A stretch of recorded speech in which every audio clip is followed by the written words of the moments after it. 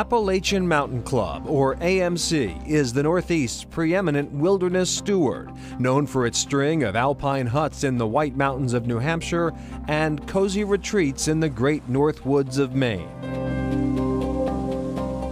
So when we appeal to the AMC for some top hikes, we are a bit surprised when they suggest meeting in Franklin Park.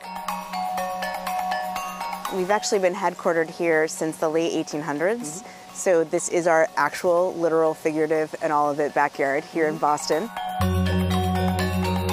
Angel Santos Burris heads up the AMC's Outdoors RX program, which encourages city kids to explore the outdoors.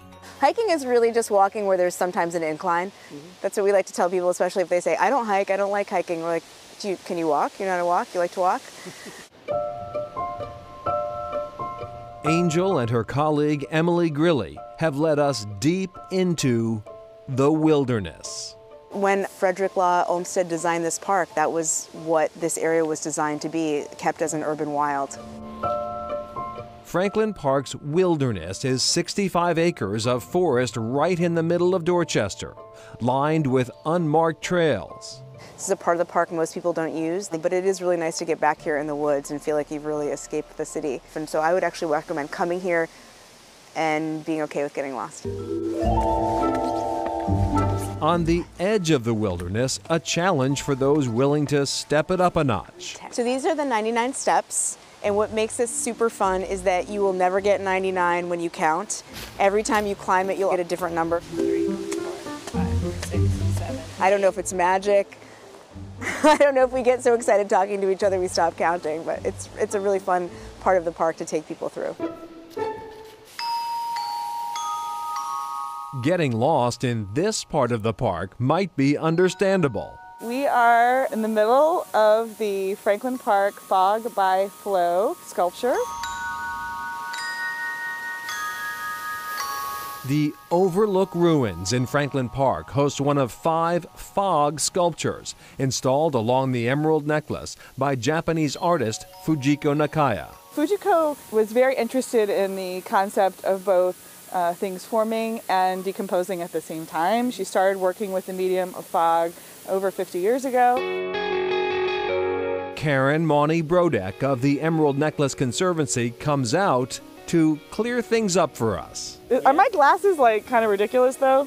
She tells us there are almost 1,000 nozzles in this particular piece. Fujiko calls her art a conversation with nature, and we think that there's a nice dialogue there.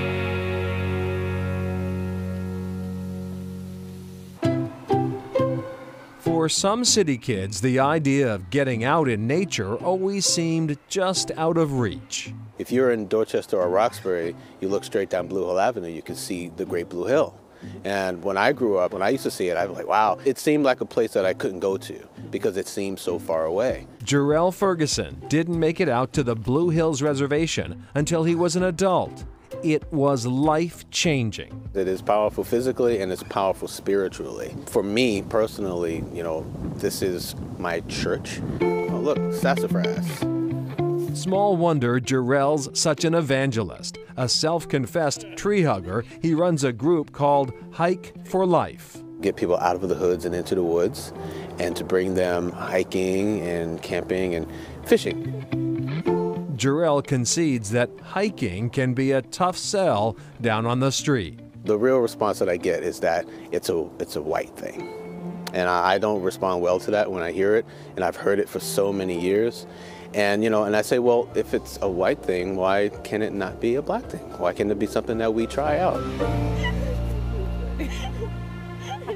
Aw, little tree huggers. I love that. All right, and back to the fogs sculptures. Unfortunately, they have reached the end of their run. The fog has lifted in Franklin Park. But the Emerald Necklace Conservancy, which is actually celebrating its 20th anniversary this year, says there's always a good reason to visit the parks, and they do have some new exhibits at the Shattuck Visitor Center. So even though the fog has lifted, so to speak, lots to do and see. Right. Travel the North Shore to the South Shore without any traffic.